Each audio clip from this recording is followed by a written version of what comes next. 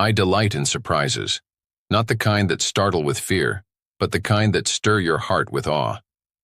You see, my ways are not like yours. I do not wait for everything to be perfect before I release beauty. I do not follow formulas or expectations. I move suddenly, and I move softly. Often I arrive wrapped in the ordinary, yet carrying the eternal. The holy surprise is my signature move, and you, my beloved, are never too old to receive one. In your life, you've learned to plan, to predict, to prepare. You've seen enough to recognize patterns and outcomes. But I never asked you to live by what you could predict. I asked you to live by faith. And faith thrives where plans end. Faith breathes in the spaces of uncertainty. That's where my holy surprises begin.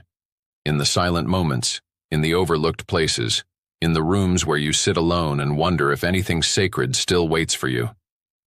Yes, it does. I am not finished sending surprises your way. Do you remember how children anticipate gifts? Their eyes wide with hope, not knowing what or when, but believing with all their hearts that something wonderful is coming. That kind of wonder is not childish. It is childlike. And I told you long ago, unless you become like little children, you will not truly grasp my kingdom. I did not say that to shame you. I said it to invite you, to remind you that my gifts are for those who remain open. Wonder is the doorway to my surprises. And I want you to wonder again. So many have told you that aging is a closing chapter, a season of winding down, a slow surrender of dreams. But I say no. I say this is the perfect place for wonder to awaken.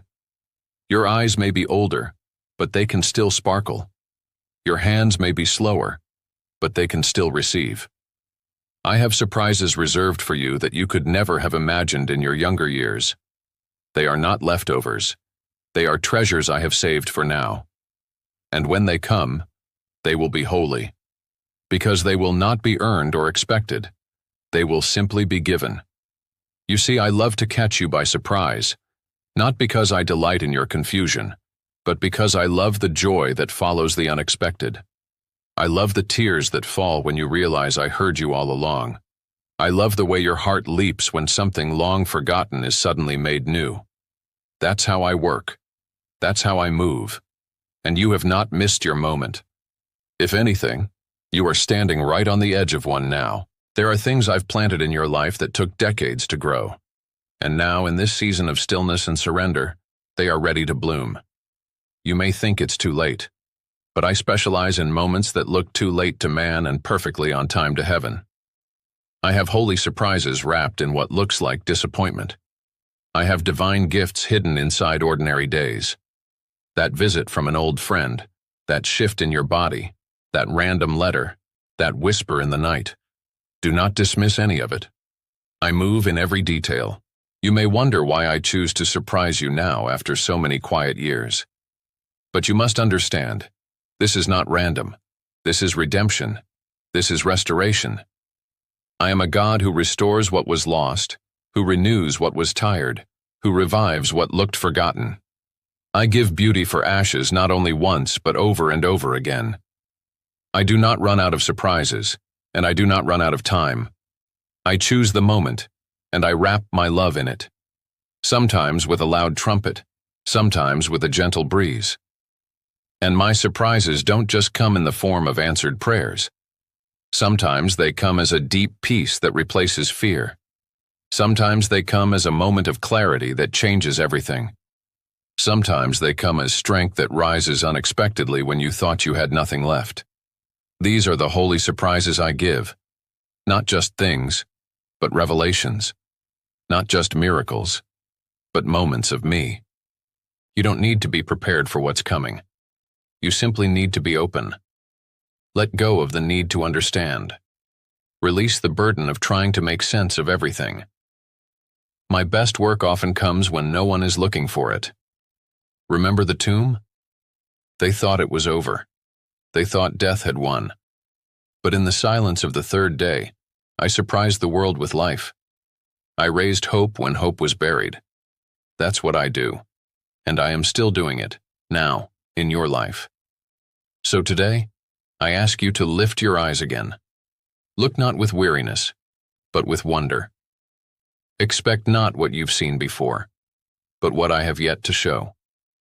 The holy surprise is coming, not because you earned it, not because you figured it out, but because I am good, because I love you, because I still delight in delighting you.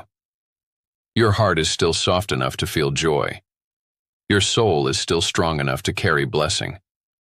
Your life is still fertile enough for miracles. I've not stopped dreaming over you. Let your guard down. Let your spirit be light again. Stop rehearsing the disappointments. Let me surprise you. I'm not limited by your expectations. I am not confined by your age. I am God, and I am still writing your story with beauty, with mystery, and with divine joy. You do not have to chase what's next. You only need to receive it. Because when the holy surprise comes, and it will, you will know it was me. You will see my fingerprint in every detail. You will feel my laughter in the air. And you will understand finally that I never stopped thinking about you. I never stopped planning good things for you. I never stopped loving the sound of your joy. This is your season to be surprised, to be overwhelmed, not by burden but by blessing. Watch closely now. I am near, and I come bearing holy gifts, wrapped in wonder, ready for you. You've spent much of your life trying to be enough, for your family, your community, your church, your dreams. You've worked hard. You've loved deeply. You've carried burdens quietly and sacrificed without applause. And still, there's a part of you that wonders if you've done enough to deserve what I promise. You wonder in the quiet hours if you've earned my favor, if you've been faithful enough, strong enough, good enough.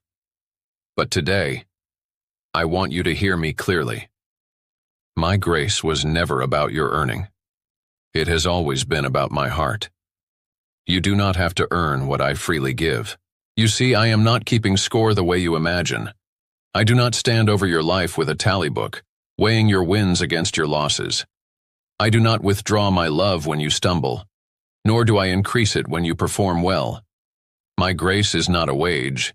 It is a gift. And unlike the world's gifts, which often come with strings or expectations, mine comes with only one request. Receive it. That's all. Open your heart and receive. Even now, even in these years where so many around you act as though time has passed you by, I am still offering it in full measure. You may have been taught subtly or loudly that favor comes to those who keep everything in order, that blessings are for the productive, the polished, the powerful. But I say to you, look again at my Son. Look at the cross. Look at the blood poured out not for the worthy but for the willing. Look at the thief beside him, broken and forgotten by the world, and yet remembered in my kingdom. That is the power of grace. It moves beyond human rules. It flows into the cracks of weakness and makes them holy. I am the God who chooses the older Abraham, not the younger warrior. I am the one who anoints Moses when his voice trembles and his confidence fails. I am the God who breathes destiny into barren wombs and calls dry bones to rise again. I do not look at age and see limitation. I look at the heart and see possibility. And you, beloved, are still so full of potential. You are not in the way. You are not used up. You are not too late. You are right on time for a grace that moves outside of performance. If you could see what I see when I look at you, you would weep, not from shame, but from relief. You would lay down every burden of guilt, every memory that haunts you, every failure that tries to speak louder than my voice. I see you not through the lens of your mistakes, but through the lens of my mercy. You've repented, you've returned, and you've remained, and for that alone, I call you faithful. You think grace is only for the beginning of the journey, but I tell you, it is for every step, especially these final ones, and my grace does not expire. It does not diminish as the years pass. If anything, it grows more tender, more intimate, because now you understand the depth of what you needed. You've seen enough of life to know how broken it can be. You've known betrayal, disappointment, loss, and still, you're here, still reaching, still hoping, still loving me. That, child, is the miracle. That is the beauty of your faith. Not that it's always been strong, but that it's still alive. So stop asking if you've done enough. Stop fearing that you've missed the mark. My son was enough. For every season, for every sin, for every shortcoming. He covered it all. And now, I want you to live from that place. Not striving for approval, but standing in it. Resting in it. Rejoicing in it. The kind of grace I give cannot be calculated.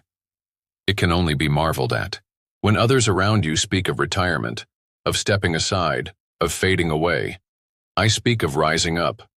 I speak of new assignments, not because you've earned them, but because you're ready for them. Not ready in the world's eyes, but ready in mine.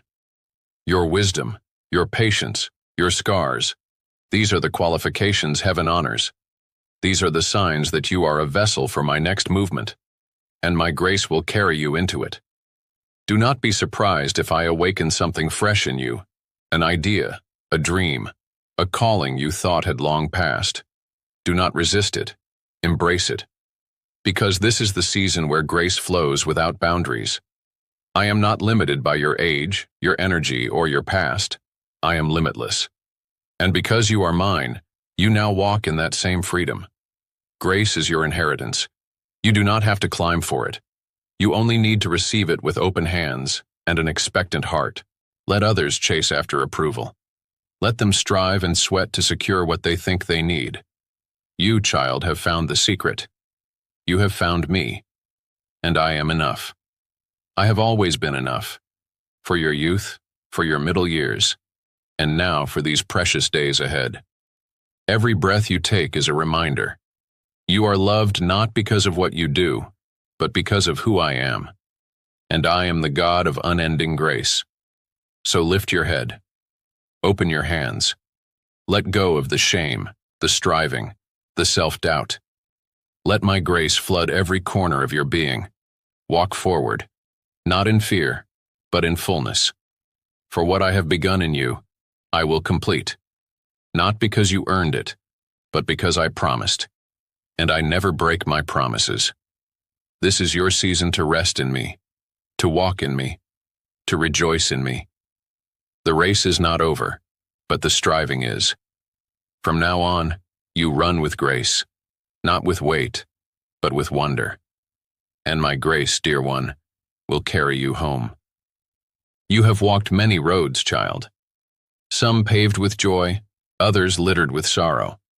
You have lived through decades of change, and you've seen a world transform in ways you never imagined in your youth. And still, I see that question lingering in your heart. Why do things not make sense, even now? Let me speak to that tender question, not with answers your mind can measure, but with truth your spirit will recognize. I am the God who laughs in the mystery, not because I mock your pain or confusion, but because I see the end from the beginning. I see what you cannot, and where your understanding falters, my joy begins. You see a tangle of days and a future that feels shorter than the past, but I see a garden ready to bloom. When you look back on your life and wonder about all the moments that didn't unfold the way you hoped, I want you to understand. My plans were never delayed. They were disguised. The moments that appeared barren were actually seedbeds for something far greater than you could have planned. And now, even in these later years, I am not finished. Do not mistake age for ending. I am the author of time, and I do not close a story until every word has served its purpose. I have woven mystery into your journey because it keeps you reaching for me, and in that reaching, you are transformed. You often ask, "Why didn't you explain this earlier, Lord? Why did I have to go through so much without clarity?" Let me tell you gently, clarity is not always your ally. It can give a sense of control, yes, but control is not faith. Control does not require trust, nor does it birth intimacy with me. It is in mystery that your heart opens wide enough to hold wonder, and it is in wonder that I can reveal the parts of myself too vast to fit into tidy answers. I laugh in the mystery not because I am distant, but because I am so near enough to see what is still invisible to you, and joyful enough to know how gloriously it ends. Your culture may tell you that the unknown is something to fear, especially as you grow older. You are taught to secure everything, your finances, your health, your legacy. But I do not build my kingdom on the securities of man. I build it on faith. And faith requires stepping into fog, trusting that my hand is there to guide even when your eyes cannot see. My beloved, you have walked by sight long enough. Let these years be governed not by what you've figured out, but by what you've surrendered. I am not asking you to understand the mystery. I am asking you to embrace it, knowing I am inside it. Think back to your childhood. Do you remember the first time you laughed without knowing what was funny, just because joy was in the room? That is the joy I carry when I move in mystery.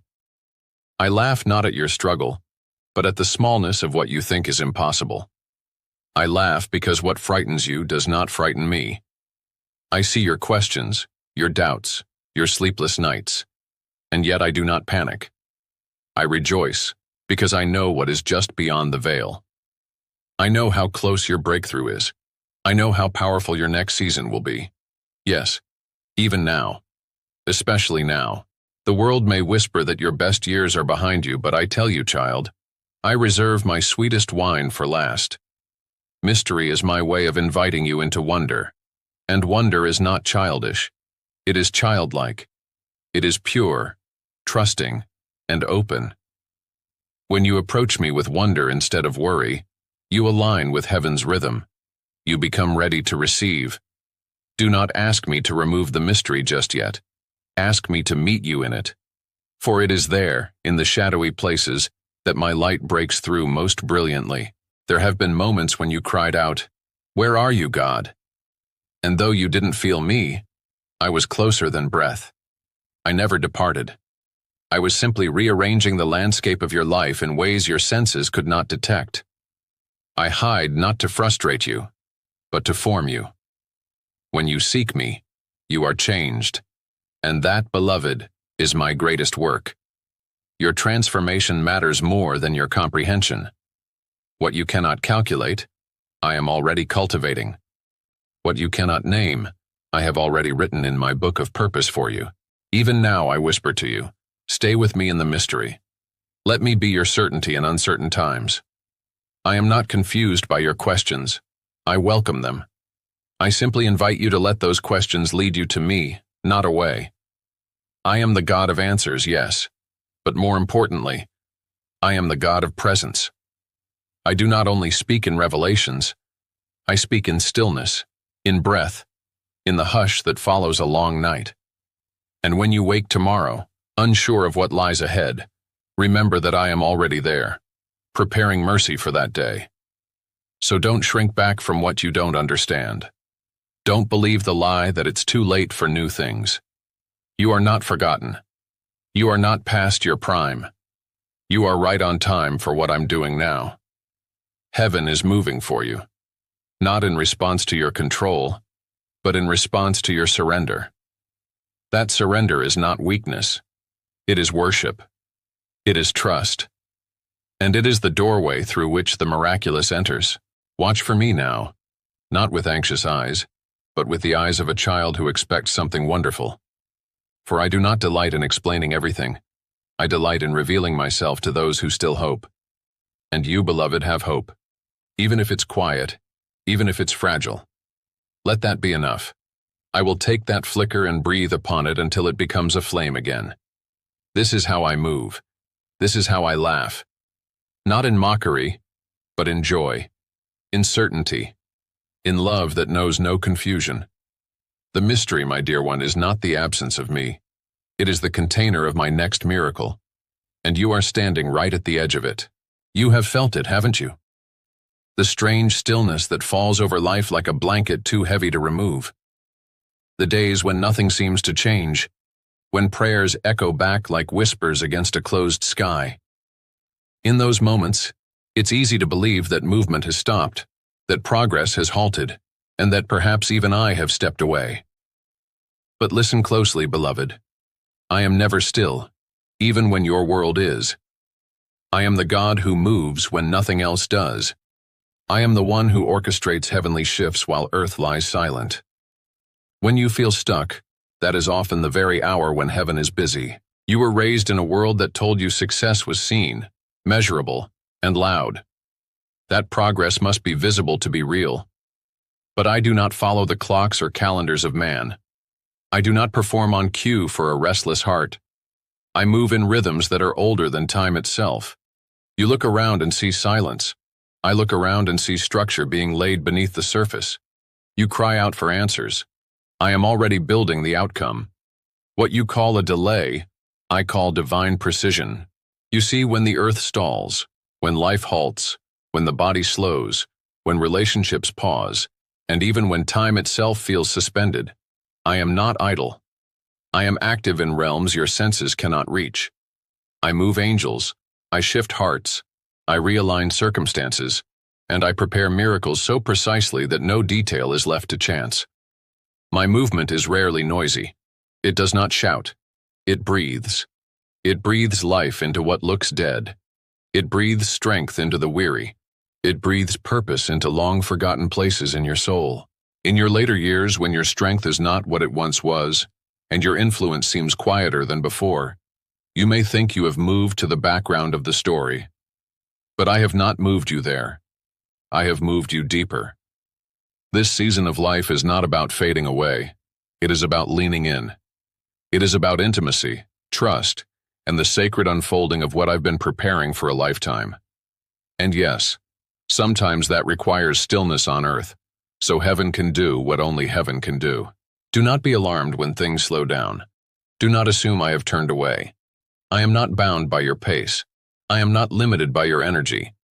In fact, it is often in these quieter years that I finally have your full attention, and that is when I move most meaningfully. You have learned by now that not every problem is solved by action, and not every battle is won by effort. Some of the most powerful victories are won by surrender. And surrender looks like stillness to the world. But to me, it is the sound of trust. Think of the farmer who waits after planting. He cannot see the seed breaking, shifting, splitting open in the dark soil. But I see it. I designed it. That breaking is necessary before new life emerges. The same is true for you. You may feel that your days are too quiet now, that your usefulness has waned. But I tell you, this is where the greatest growth happens. This is where your faith deepens, where your voice, though quieter, carries weight in heaven. Your prayers now are not soft, they are sacred. They move things. Heaven does not require noise to respond. It responds to faith. It responds to trust.